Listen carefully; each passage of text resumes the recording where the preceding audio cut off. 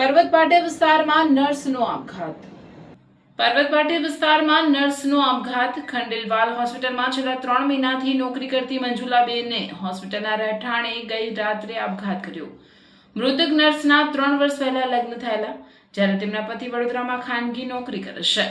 મૂળ છોટાઉદેપુર જિલ્લાના જેસર ગામના રહેવાસી મંજુલાબેનના મોતથી પરિવારમાં શોકની લાગણી વ્યાપી.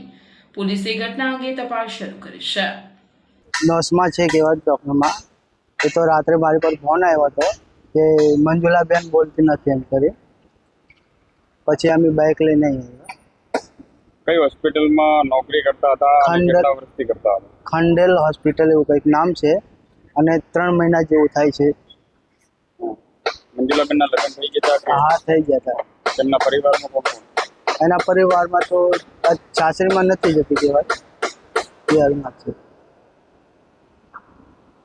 અને બીજું તમે શું કઈ તમને આશંકા છે તેના કારણે આપઘાત કર્યો? આશંકા નથી, ગળામાં ફાંસો ખાય કે એવું કહેવાય. પોલીસ પ્રશાસન પાસે કેવી માંગ છે તમારી?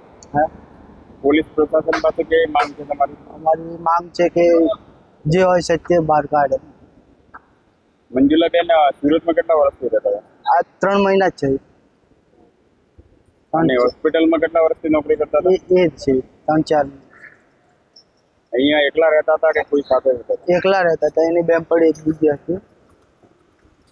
ક્યાં રહેતા હતા? એ તો હોસ્પિટલની અંદર જ રહેતા હતા. મંજુલાબેન હોસ્પિટલમાં જ હા, રહેતા હતા? અંદર જ રહેતા હતા.